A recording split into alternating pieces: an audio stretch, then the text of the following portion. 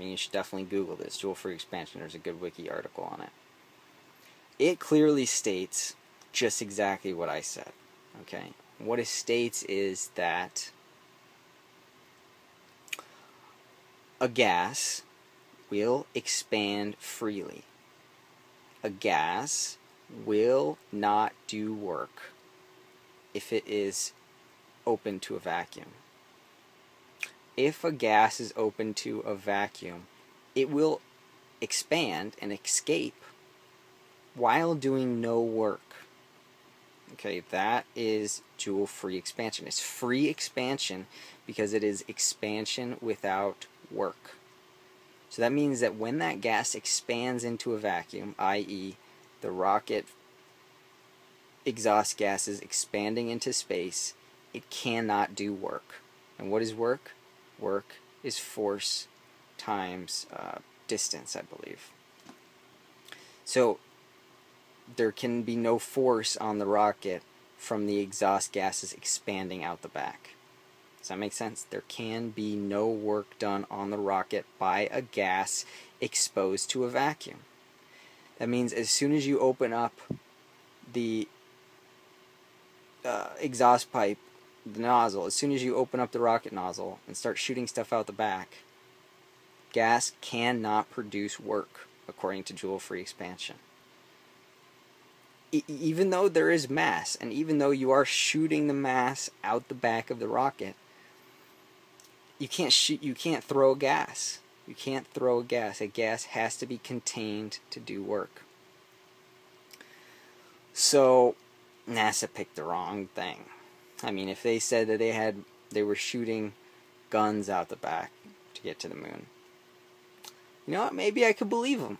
You know, maybe I could, because the physics would make sense. Or maybe if they're shooting a big enough gun with a moon-sized bullet out the butt of their rocket, maybe they would get to the moon. Okay, but they're not. They're not shooting actual mass that can sustain a reactionary force. They're shooting a gas that, by definition, a gas in a vacuum cannot sustain a reactionary force.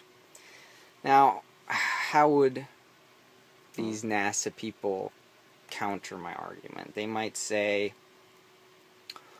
well, there is a reactionary force pushing against the inside of the nozzle of the rocket, and it's pushing the rocket forward. And like I said, you know, gas cannot produce. There can't be a reactionary force on the back of the nozzle because the gas is freely expanding out. You know, if it's not generating any work by expanding out, then it's not creating any reactionary force. There's no forces involved. It's just free expansion, just freely expanding, just like a free spirit, not having to do any work.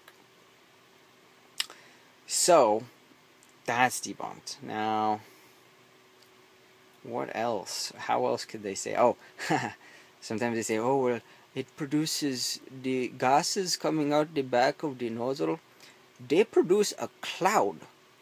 There's a cloud there, and then the latter gases, the gases later on, they push against the cloud.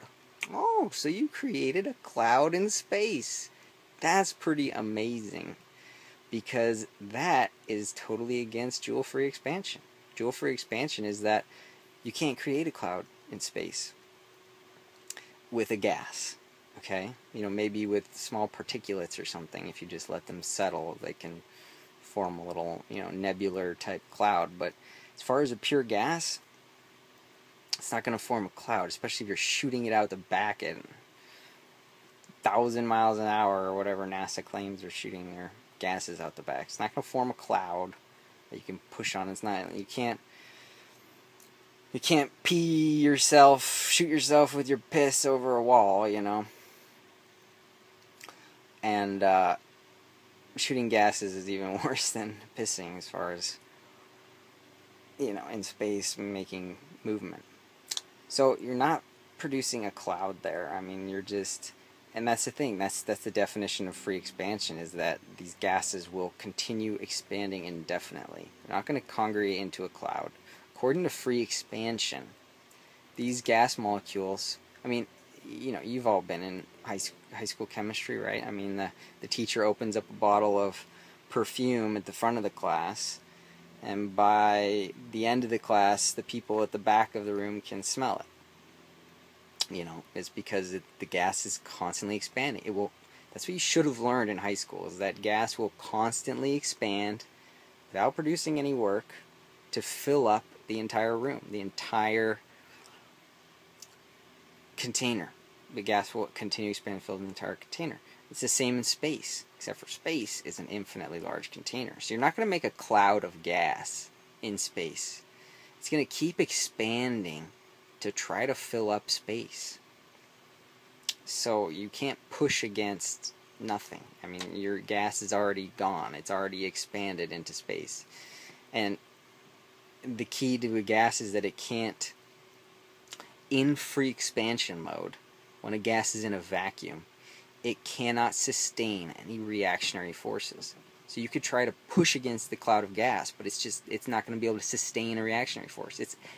A gas in a vacuum is as if there was nothing in the vacuum. And that makes sense because the vacuum's still a vacuum. You can't make space an unvacuum. So that's pretty much it as far as joules, free expansion, and how that relates to rockets in space. And yeah, I mean, it's another proof. It's another solid proof. It's 100%. I mean, physicists cannot argue with this. They can't. If they try to argue with it, they don't understand joule expansion. I mean, provide them with a document. This is joule free expansion. It says that we cannot sustain a force in a vacuum with a gas. It's just that simple.